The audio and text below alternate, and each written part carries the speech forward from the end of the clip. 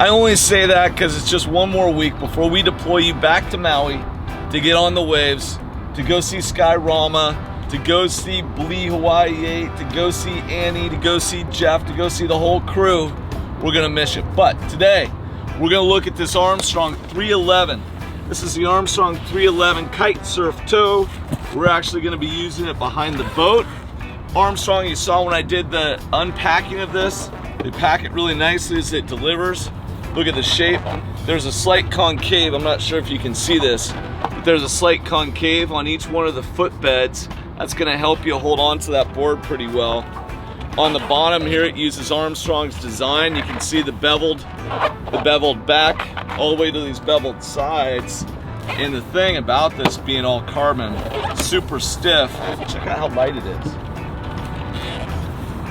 You can almost put this in your pocket, Tim. Indeed.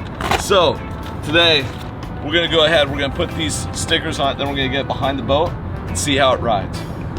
Sounds like a plan. All right, let's do it. So we're gonna hold off putting the backtrack on that we ride the board. We wanna make sure we get in the right location.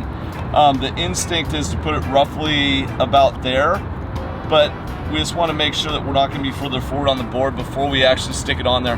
Armstrong sells a carbon adjustment pad that goes onto the bottom of this that you can slide it up and down. Because this board's so short, they don't really recommend it with this. That's more something you're gonna see with your stand-up paddle boards and the wing boards. These, we're just gonna stick it on, so check it out.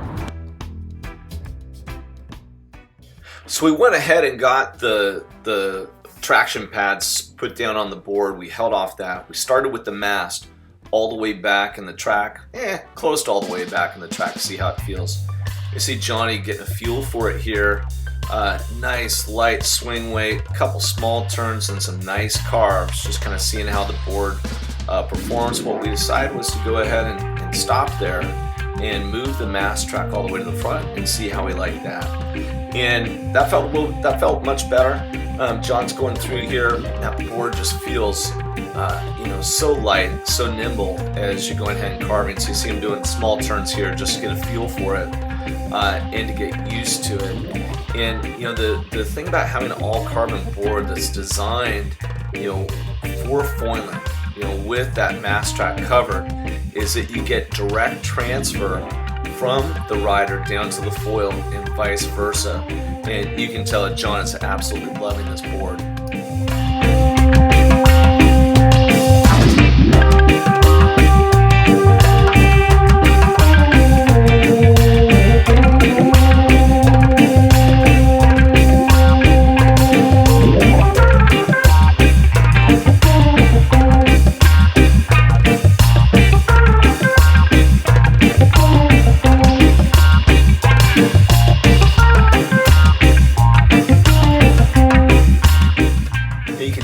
The power from the turns really stays in the overall kit. John goes across the wake there, low altitude, very little pumping.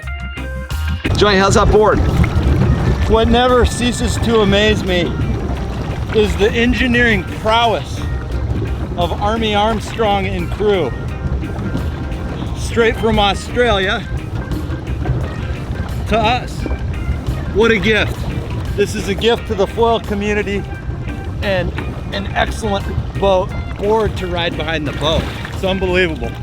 So we switch over and I hop behind the boat, and the thing that I want to show you about this board design that I think is unique, because you can get other carbon boards, but what I want to talk about is recovery.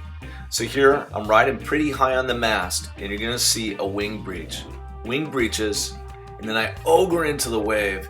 That water splashes up to my waist. Let's look at it again. Coming around, there's the wing breach. The board goes down. Most boards are not going to be able to recover from that. I bounce back up and I'm able to go.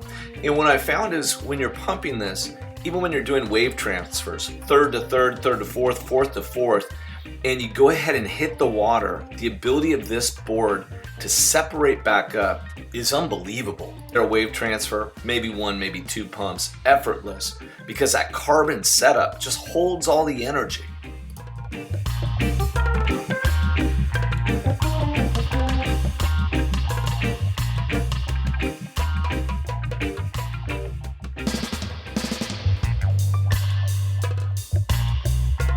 1550, I was back there, third wave, well, I did a second wave to third wave transfer, and then sometimes that third wave to third wave can seem like a long way back there.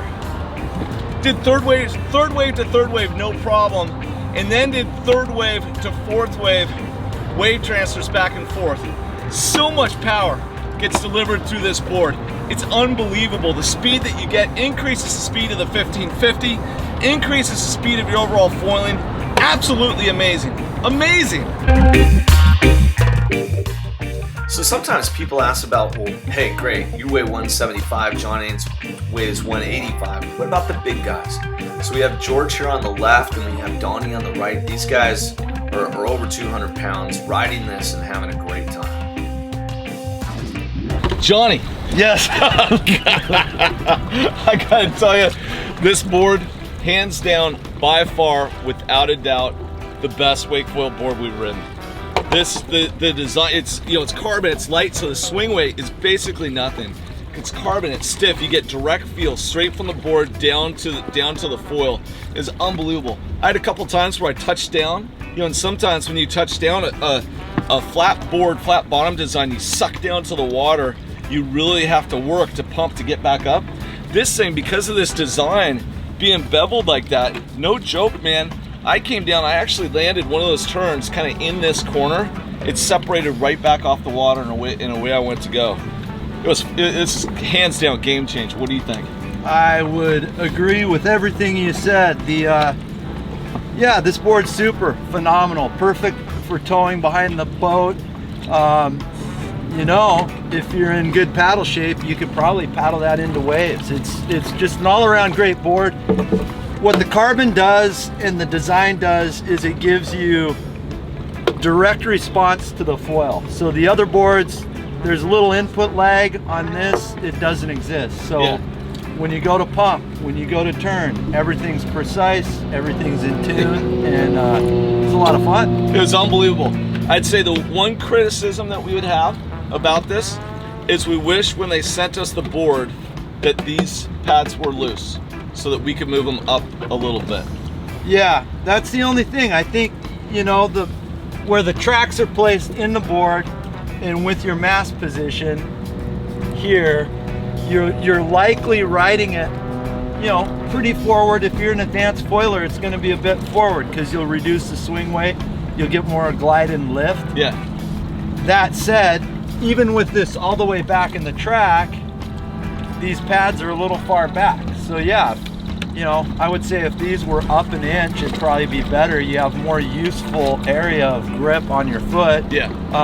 As we're moving the track up in the position, our foot's kind of getting to the front of this. So yeah, that's the only thing that could improve, really. Well, I'll tell you, if that's our biggest gripe, it's an unbelievable board. Big shout out to Foster Designs. Look at that back wing we're riding. Woo!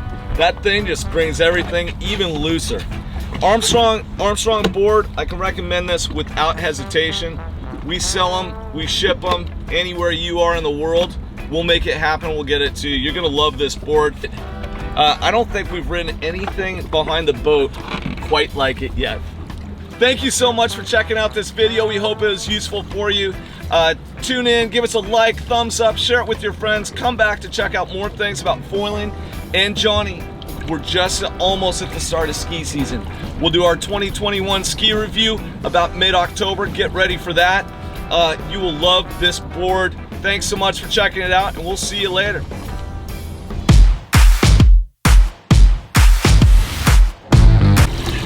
Eric, is it better around the neck, or do I need to have the ceremonial? I think you take the bottom of it and move it to the side. Seriously. Okay. But move the bottom to the side. Yeah, like that. No, I mean... All right.